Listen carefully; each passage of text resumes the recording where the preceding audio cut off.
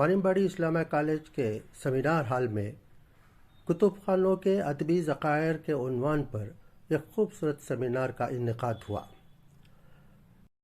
اس seminar کی صدارت مولانا Azad national Urdu university Hyderabad کے پروفیسر شمس الہدا صاحب دریابادی نے کی۔ آئیے ان کا خطبہ سماعت کریں۔ جن کے کردار سے آتی ہے صداقت کی مہک، جن کے کردار سے آتی ہے صداقت کی مہک، ان کی تدریس سے پتھر بھی پگھل جاتے ہیں۔ میری مراد پروفیسر شمس الہدا صاحب، شعبہ اردو، مولانا آزاد یونیورسٹی حیدرآباد۔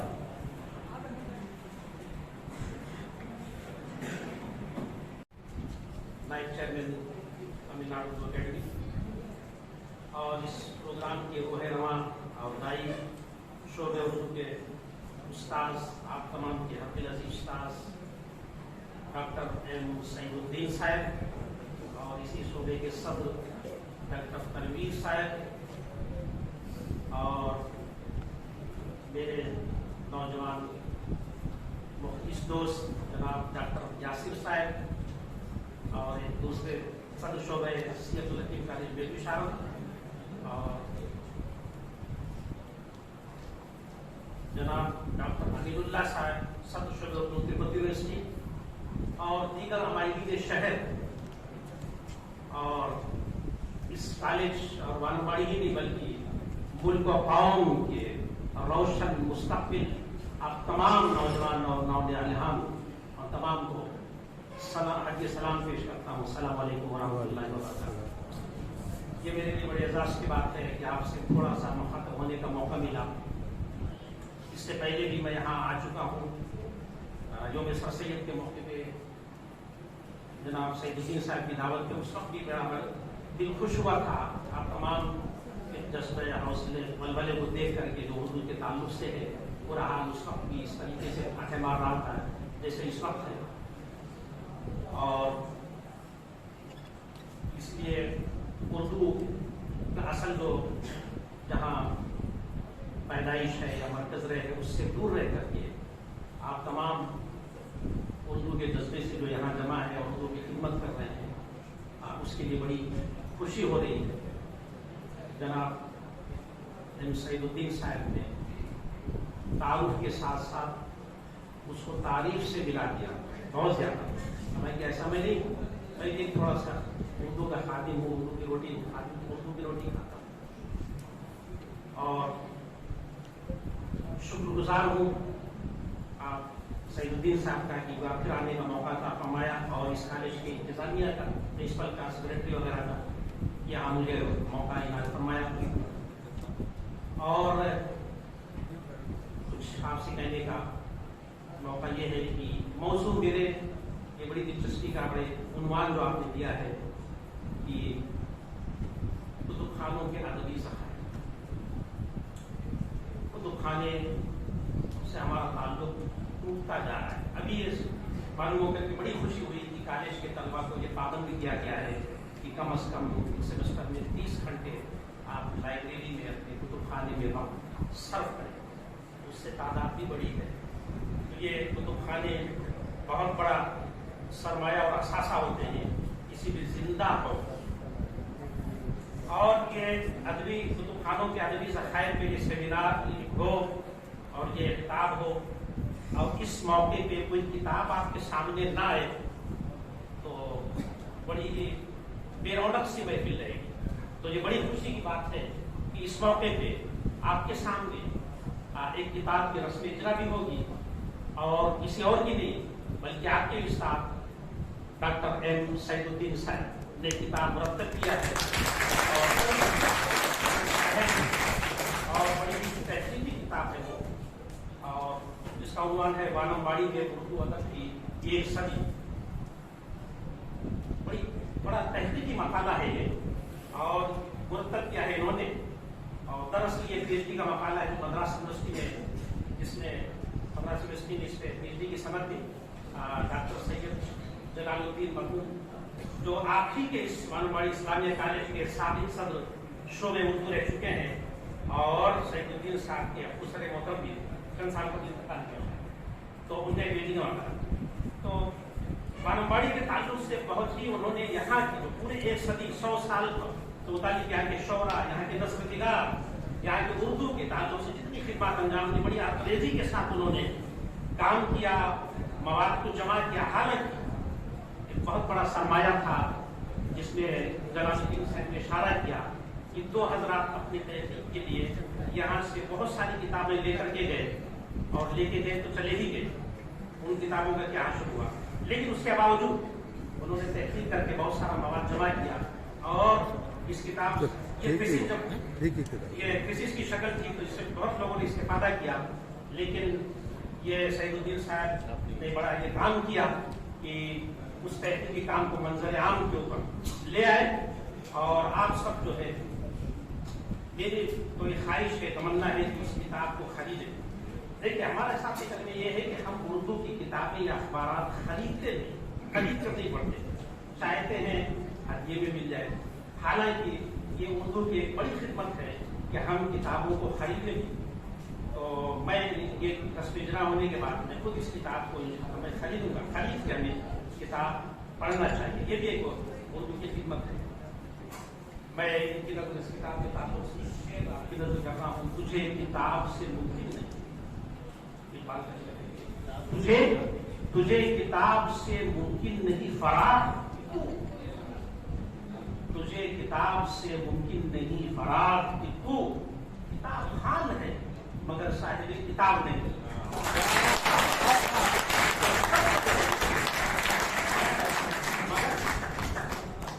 हम सबको साहिब किताब सईदुद्दीन साहब की तरह बनना है, साहिब किताब।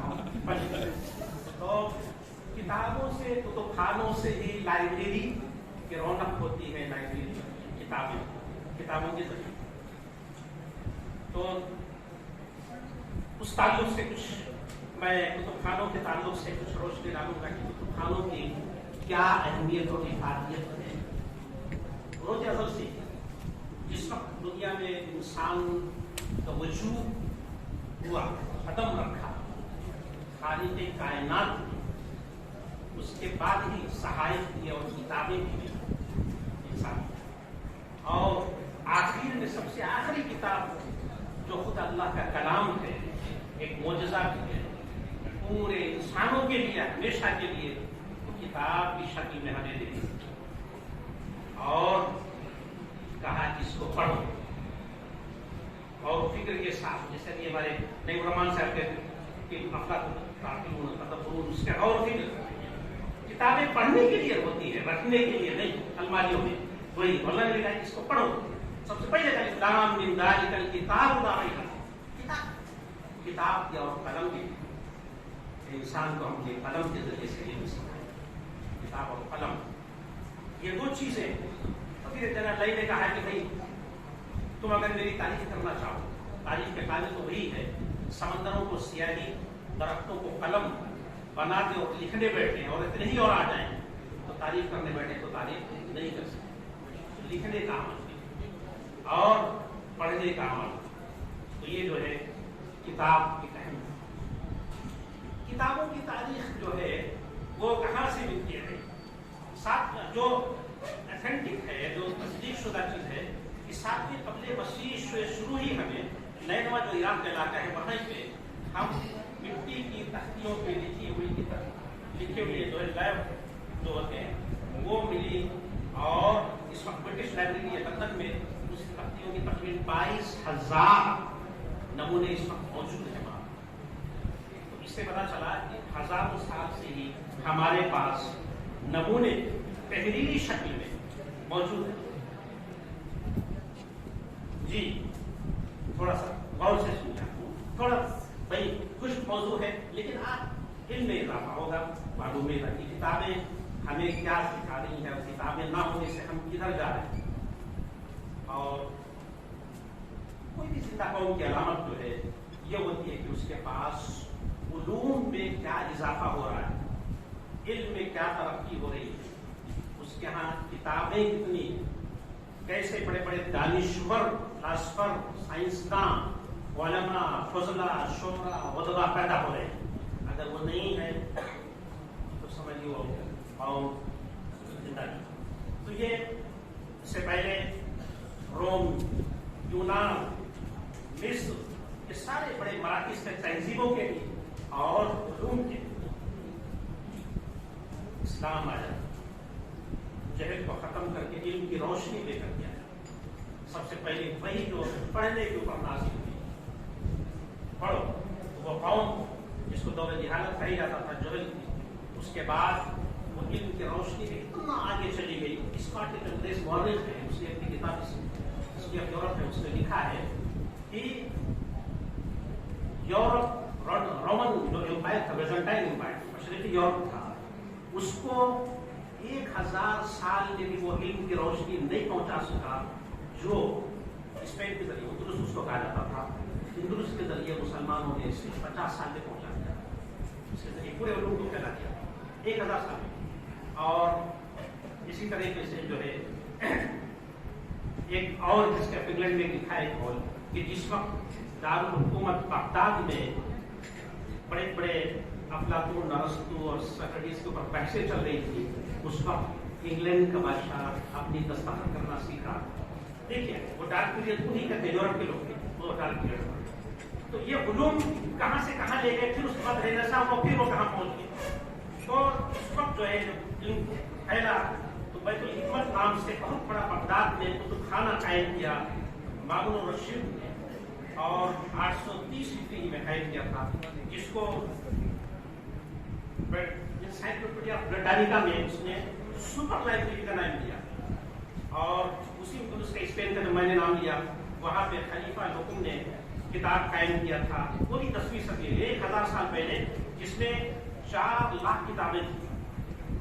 اس زمانے میں جبکہ صرف قلم سے لکھی جاتی تھی، ابھی پریس نہیں شروع ہوا تھا، اتنی زبردست کتاب. اور بڑی خوشی ہوئی کہ آپ کے کالج میں، اس وقت کالج مجھے حیرت ہو رہی ہے کہ 1 لاکھ کتابیں ماشاء اللہ موجود ہیں آپ کے کالج میں، اور ان میں سے بھی اردو کی کتابیں بڑی تعداد میں 1 لاکھ کتابیں موجود ہیں. کتنی بڑی کتابوں کی تعداد جو ہے آپ کے یہاں موجود ہے. لیکن یہ سارا بیت الحکمت کی وہ ساری کتابیں جو بغداد کی تھی، اتنی بڑی کریں. نعیم الرحمان صاحب نے کہا، اشارہ کیا کہ کتب خانوں کو چلا دیے گئے. جو بربر قوم ہوتے ہیں، وحشی قوم ہوتے ہیں، ان کی کتابوں سے کیا تعلق، نظر آتش کر دیتے. کیا ہوا، اسی بغداد میں تاتاریوں نے حملہ کیا تو لاکھوں کتابوں کو دریا برد کر دیا، اور اس دریائے دجلہ کا پانی سب کو معلوم کیا ہو گیا. اتنا بڑا ہمارا علمی ذخیرہ جو ہے وہ ختم ہو گیا. جگہ جگہ یہ کہ ابھی منصور وہ فلکیات کا زبردست ماہر تھے، اس نے خزائن الحکمہ نام سے بیش قیمت جو ہے کتب خانہ قائم کیا. نور منصور سامانی پیریڈ ایران میں تھا، اس نے بہت بڑا کتب خانہ قائم کیا. اور اسی طرح عز الدولہ اور بہاء الدولہ وغیرہ نے شیراز میں بہت سارے کتب خانے قائم کیے. اور ابو نصر الدشیر نے ایک بغداد میں پبلک لائبریریز کے پھر یہاں سے تصور شروع کیے. یہ تو سارے نشی اور بادشاہوں کے لائبریریز ہوتے تھے، اس کے بعد عوامی لائبریری پبلک کے لیے، تو وہ سارے لائبریریز جو ہے قائم ہونے شروع ہوئے. تو یہ پورے بہرحال ایک لمبی تاریخ ہے کتب خانوں کی. آپ ہندوستان پہ آئے تو ہندوستان کے عہد وسطیٰ میں مدارس اور مساجد سے متعلق بہت سارے کتب خانے ہوتے تھے. فیروز شاہ نے دہلی میں ایک بہت بڑا مدرسہ قائم کیا تھا. اور آج کے بعد سریواستو ایک بہت بڑے مولوی تھے، انہوں نے لکھا ہے کہ مولانا جلال الدین رومی بھی وہاں آ چکے تھے. بہت بڑا جو ہے وہاں کتب خانہ تھا. آج بھی وہ جو اندرا گاندھی کی رہائش گاہ کی صفدرجنگ، اس سے ملحق جو ہے جو روڈ ہے اس کا نام ہی ہے مدرسہ. تو وہیں پہ تھا وہ مدرسہ لودھی روڈ پہ، آج بھی یہ جگہ کا نام ہے. فیروز شاہ تغلق نے وہ قائم کیا تھا. اچھا بات سب کے دور میں مغل بادشاہ ہمایوں کا نام آپ نے سنا ہوگا. ہمایوں کی موت ہی جو ہے اپنے کتب خانے کی سیڑھیاں اترتے ہوئے گرا پھسل گیا، اور اسی کے نتیجے میں سر میں چوٹ آئی اور اس کی وفات ہوئی. تاریخ میں لکھا اپنی کتب خانے کی سیڑھی سے قسم کا کوئی مطالعہ کرا. تو بادشاہ بھی یہ نہیں صرف ان کی زندگی جنگوں میں گزرتی تھی، بلکہ کتب خانوں میں بھی ان کی جو ہے. اسی طرح شرقی سلاطین جونپور میں شیراز ہند اس کو کہا جاتا تھا. اور دکن میں ملک کافور کے آنے کے بعد سے اور دہلی سلطنت کے قیام کے بعد پھر تو ایران سے اور عراق سے اور عرب سے بڑی تعداد میں جو ہے لوگ یہاں آنے لگے. اور اس کے بعد پھر اردو یہاں فلورش کرنے لگی. اور اس سے پہلے مالابار کے ساحل پہ عرب کچھ جا رہے ہیں تو وہ بھی ظاہر سی بات سارے اردو میں گئے. قطب شاہی، عادل شاہی، آصف جاہی اور آرکاٹ کے بالا جاہی بڑے دوست تھے سارے کے سارے. اور میمنی دور میں محمود گواہ نے پیتر میں بہت بڑا مدرسہ قائم کیا اور اسی سے گزرا ایک کتب خانہ بھی تھے جس کے کھنڈرات آج بھی جو ہے موجود ہیں. اس کے بعد نظام حیدرآباد، وہ تو بہت ہی بڑے علم دوست تھے حیدرآباد. میں اس لیے نہیں کہہ رہا ہوں میں حیدرآباد سے آیا ہوں، یہ باقی جو ہے حیدرآباد کے نظام جو ہے بہت ہی علم دوست تھے. اور آخری دور میں جبکہ ان کا آخری دور ہے 1917 میں عثمانیہ یونیورسٹی جو آج قائم ہے، اردو یونیورسٹی انہوں نے بنائی جہاں MBBS کی اور میڈیکل کی، انجینئرنگ کی ساری تعلیم اردو میں دی جاتی. بڑے پیمانے پہ انہوں نے کام کیا تھا، بڑے بڑے IIT بنوا. اور وہاں پہ سالار جنگ میوزیم جو آج بھی قائم ہے، بہت بڑا ذخیرہ ہے کتب خانوں کا وہ ہے. اور ذاتی طور پہ ہدایت کیا کہ اردو محی الدین خادمی زور نے قائم کیا. اس طریقے سے آج کی سینٹرل لائبریری وہ ہے، یہ سارے قائم کیے. مدراس میں میں سمجھتا ہوں کتنے ہمارے کئی لوگوں نے نشاندہی کی، خانوادوں میں، خانقاہوں میں، کتنی جگہوں پہ علمی ذخیرہ آج بھی جو ہے موجود ہے، لیکن پڑھنے والے کوئی نہیں. لیکن جب علوم زندگی اپنی کھو دیتے ہیں تو وہ میوزیم کی شکلیں لینے شروع کرتے ہیں. تو آپ جو ہے میوزیم،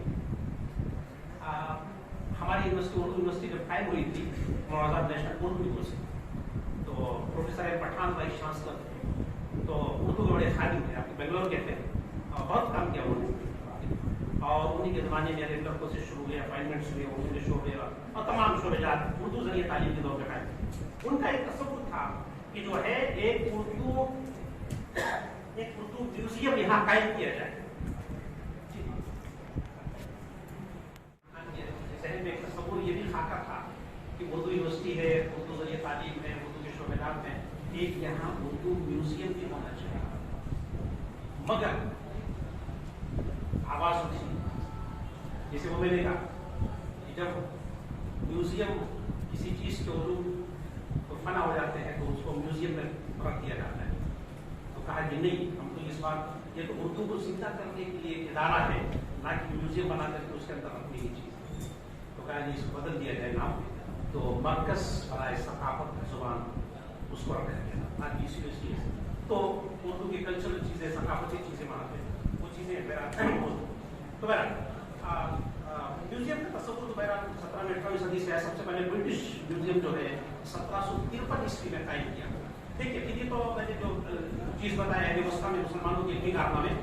اس کے بعد 1453 عیسوی میں جب قسطنطنیہ فتح ہو جاتا عثمانیوں کے ذریعے سے، جب رینیسانس اور نقش ثانیہ کا دور یورپ کا ڈارک پیریڈ ختم ہو کر کے، اور اس کے بعد یورپ پھر اسٹارٹ کرتا ہے اور علوم تیزی سے آگے بڑھ جاتا ہے. اور وہی دور ہے. حالانکہ 17ویں صدی عیسوی تک جو ہے وہ علی سونا کی میڈیکل سائنس کی کتاب القانون وہاں داخل نصاب تھی، لیکن صرف 300 سال میں دیکھیے وہ میڈیکل سائنس جو مجبور تھا کہ وہ علی سینا جس کو کہتے ہیں یہ قانون کی کتاب کو داخل نصاب کرے. آج ان کی میڈیکل سائنس کہاں سے کہاں پہنچ گئی اور ہماری یونانی کی وہیں پہ نہیں. اس لیے علم دوستی کی یہ پہچان ہے کہ علوم کو پھیلایا جائے، لیکن ہمارے حکماں، ہمارے اطباء، ہمارے یونانی نسخوں کو دفن کر دیتے ہیں اپنے جنازے کے ساتھ، چلے جاتے ہیں. نہیں بتایا نہیں رہے حیرانے کی بات. تو وہ پھر وہ علم دوستی تھی. پھر ہندوستان میں جب لوگوں انہوں نے حکومت کی 200 سال تک یہاں کے پورے علمی ذخیرے کو رفتہ اٹھا کے لے گئے. ہمارے اردو کے، عربی کے، فارسی کے، تمل، تیلگو جو بھی ہندوستانی زبانوں کے بڑے ذخائر ہیں لے جا کر کے یورپ پہنچا دیا، جبکہ سمندروں کا راستے کا زمانہ تھا، اور اپنے میوزیم میں اس کو لے جا کے محفوظ کر دیا. بڑی بات ہے کہ محفوظ تو کر لیا، ورنہ ہندوستان میں اور نہ معلوم کتنے حملے ہوتے، کیا ہوتے، نظر آتش ہو جاتی چیزیں. اور آج جب ہمیں تحقیق کی ضرورت ہوتی ہے تو انہیں برٹش میوزیم میں یا امریکہ کی کانگریس لائبریری میں یا رشین پبلک لائبریری میں یا ٹوکیو کی پبلک لائبریری میں ہمیں جا کر کے ان تمام چیزوں کو تلاش کرنی ہوتی ہے. بہت ساری مثالیں. فورٹ ولیم کالج کی داستانوں کو بہت بڑا ذخیرہ عبادت بریلوی نے کوپن ہیگن یونیورسٹی ڈنمارک سے نکال کر کے شائع کرایا. وہاں ملی اس کو، یہاں نہیں ملی. برٹش میوزیم میں اور باغ و بہار جو آپ سب اگر اردو میں باغ و بہار جانتے ہیں بہت اہم نثری داستان ہے، اس کو جب مرتب کرنے کی ضرورت پیش آئی رشید حسن تھا، اس کا مینول تھا خود میرامن کے ہاتھ میں لکھا، وہ کہیں نہیں ملا. 30 سال کی تلاش کے بعد وہ برٹش میوزیم لندن سے ان کو نسخہ مل گیا. تو اس طریقے کی جو ہے کتابیں جو ہے لے جا کر انہوں نے محفوظ کر لی. دہلی کالج کے پرنسپل تھے ڈاکٹر اسپرنگر، بہت بڑے مستشرق تھے، عربی فارسی اور اردو کے بڑے زبردست ماہر تھے، جرمنی کی مادری زبان میں، اور صحیح بخاری، صحیح مسلم، ترمذی کو دہلی کالج سے ایک اسپرنگر مستشرق وہاں سے شائع کراتا ہے اپنے مقبول علوم دہلی کالج سے. اور وہ بھی جب جرمنی لوٹ رہے تھے تو بہت بڑا علمی ذخیرہ اٹھا کر کے لے گئے، اور آج بھی وینا یونیورسٹی میں اسپرنگرز کلیکشن نام سے موجود ہے، جو چاہے وہاں دیکھیں. ڈاکٹر اقبا کچھ امریکہ کی تھے، میں ریسرچ کے دوران ملاقات کیا تو انہوں نے اس کی اطلاع دی کہ اسپرنگر کلیکشن نام سے وہ ذخیرہ آج بھی جرمنی میں موجود ہے اور تحقیق کرنے والوں کے. بہرحال تو یہ تو بہت ہوتی. آج آ جائیے، اب جو ہے انٹرنیٹ کا انقلاب آ گیا، سوشل میڈیا کا انقلاب. اب ہماری پہنچ جو ہے دھیرے دھیرے وہ کتابیں جو کتابیں ہمارے دیمن کی نظر ہو جاتی تھیں یا جن کتابوں کی صرف گرد جمع ہو جاتی تھی، آج یہ بہت بڑا انقلاب آ گیا. تو تمام چیزوں کو ہم محفوظ کر لیں، ڈیجیٹل لائبریری کا تصور آ گیا اور اس کو ڈیجیٹلائز کر لیں. مگر کتابوں سے ہمارا رشتہ ختم نہیں ہونا چاہیے. جہاں ہر ایک کو علم کے کٹوروں کے پینے کی دعوت دی جاتی ہے، مگر یہ 90 کے دہائی کے آنے کے بعد انٹرنیٹ نے دنیا کو اپنے اندر باندھ دیا اور کتب خانوں کے ہماری دھیرے دھیرے انحصار کم ہوتا چلا گیا. لہٰذا ہمیں یہ مجبور ہونا پڑا کہ یہ کالج کے بچوں کو کہا جائے کہ 30 گھنٹے لائبریری میں گزاریں. کیوں؟ انہیں کہ ہم سوچتے تھے ہمارے پاس یہ موجود ہے، ہزاروں کتابیں اس میں موجود ہیں، کیا ضرورت ہے لائبریری جانے کی. تو یہ اس لیے کہ اس تک پہنچنے کے لیے صرف ایک ماؤس کو کلک کرنا ہے، ختم، ساری چیزیں آ گئی. مگر آج بھی کتب خانوں کی اہمیت برقرار ہے. ایک وجہ اس کی یہ ہے، یہ ضروری نہیں کہ ہر ایک کے پاس انٹرنیٹ کی رسائی، بہت سارے علاقے کے لیے وہ رسائی نہیں. واٹس ایپ اور فیس بک وغیرہ اگرچہ اس نے بھی کام کو آسان بنا دیا، بہت سارے کئی سارے گروپ ہیں، تمام اتنی کتابیں. کراچی میں ایک فصیح صاحب ہیں جو صرف نعت کے اوپر ریسرچ کر رہے ہیں، نعتیہ کلام، نعت کی کتابیں، اتنی کتابیں. بلا شبہ میرے پاس انہوں نے کئی ہزار صفحات پیش ہوئی. یہ کہیں نہیں جانا، پہنچ گئے گھر پہ، سارے علوم گھر پہ پہنچ گئے، تو یہ آسان بنا دیا. مگر کتب خانوں اور کتابوں سے جو لطف اندوز ہوا جاتا ہے محفوظ ہے، لیکن کتابیں ہاتھ میں لے کر کے جو پڑھنے کا جو مزہ ہے، جو اس سے عشق ہے، وہ اس کی بات ہی کچھ اور ہے. کتابوں کو شیلف میں دیکھنا، اس کے درمیان بیٹھنا، لائبریری میں رہنا، اس پہ ہاتھ لگانا، اس کی جو اندر جو سکون ہے اور جو چیزیں ملتی ہیں اس کی بات ہی کچھ اور ہے، جو صرف اس میں چیزیں وہ دستیاب نہیں ہو سکتی. وہ ساری چیزیں ضرورت تو ہے، لیکن ان کتابوں کو بھی لینے اور یہ بھی ہونا چاہیے کہ ہمارے پاس جو بھی اتنے ذخیرے ہیں اس کو ہم ڈیجیٹل کر دیں. 2017 تک کا یہ ڈاٹا ہے کہ امریکہ کی تمام لائبریریوں کی بڑی بڑی کتابوں کو پورے طور پہ 100% اس کو ڈیجیٹلائز کر دیا گیا، ڈیجیٹل لائبریری میں تبدیل کر دی گئی. تمام کتاب امریکہ کی کسی بھی لائبریری میں، کوئی بھی چاہے پبلک لائبریری ہو، یونیورسٹیز کی لائبریری ہو، لائبریری آف کانگریس ہو، کوئی ایسی نہیں ہے جو تمام ہمارے ڈیجیٹل کر کے اس کو محفوظ نہ کر لیا گیا. تو ہم بھی اپنے سطح پہ ہم اپنی کتابوں کو جہاں بھی ہے اس کو ضرور لے لیتے ہیں. میری جو 2 کتابیں تھیں، امریکن کانگریس لائبریری کا آدمی آیا اور اس کو لے کے گئے کتاب، اور انہوں نے کہا اس کو تو ڈیجیٹل کریں گے، لیکن ہم ایسے کمیٹر رکھ کر کے امریکن کانگریس لائبریری میں اس کو رکھیں گے کہ کم سے کم 200 سال تک کوئی کتاب ویسی کی ویسی رہے گی، خراب ہو نہیں سکتی. یہ دیکھیں ان کی دوستی. 1995-96 میں ہمارے عبدالصمد صاحب بہت بڑے اسکالر ہیں حیدرآباد میں، انہوں نے اردو کے ہند و پاک کے کوئی ایسے ادبی رسائل نہیں تھے جن کے تمام شمارے نہ جمع کر دیے. ہر شمارے ان کے پاس جانتا ہوں عبدالصمد صاحب. ہندوستان میں کسی کو یہ توفیق نہیں ہوئی کسی یونیورسٹی کو या किसी साहिब खैर हजरात को तमाम जखीरों को अपने पास रख ले। शिकागो की यूनिवर्सिटी के लोग पहुंचते हैं और उन तमाम जखीरों को उस वक्त के 95-96 में बहुत बड़ी रकम उनको दे करके वो सारा जखीरा उठा के लेके चले गए और अपनी लाइब्रेरी में उन्होंने वहां महफूज कर।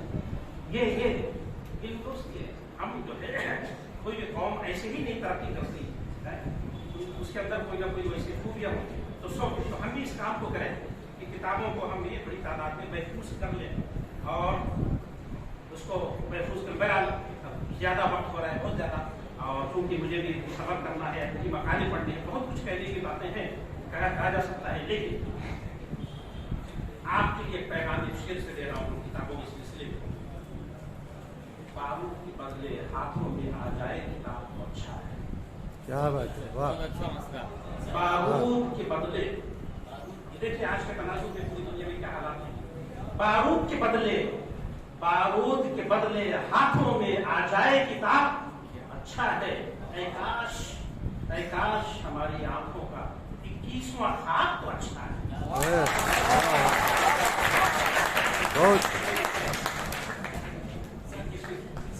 21वीं सदी चल रही है ना, 21st सेंचुरी, 21वीं सदी के तनाजुर में वो भी देखिए, और मुल्क के हालात, बल्कि आलमी हालात जो ग्लोबल पैमाने पे उसके हाथ में देखिए, बारूद के बदले हाथों में आ जाए किताब अच्छा है। बारूद के बदले हाथों में आ जाए किताब तो अच्छा है। ऐ काश हमारे आंखों का 21वां हाथ तो अच्छा है। और एक शेर के साथ मैं अपनी जगह देता हूँ। एक चिराग और एक किताब और एक उम्मीद अपने लिए गया। एक चिराग और एक किताब और एक उम्मीद, असासा, मेरे लिए असासा, यही 3 चीजें। एक चिराग और एक किताब और एक उम्मीद, कभी ना उम्मीद ही नहीं, उम्मीद, असासा। इसके बाद तो जो कुछ है वो अफसाना है, कुछ भी नहीं है जिंदगी। इसके बाद जो कुछ है वो अफसाना है। 3 चीजें मिली, ये सबसे अहम है। तमाम के लिए मैं इन बातों के साथ बात करूँगा। नाजरीन, उर्दू अदब के फ़रोग़ के लिए हमारे इस चैनल को सब्सक्राइब करें और इसे अपने दोस्तों के साथ शेयर भी करें ताकि उर्दू ज़बान व अदब को फ़रोग़ हासिल हो।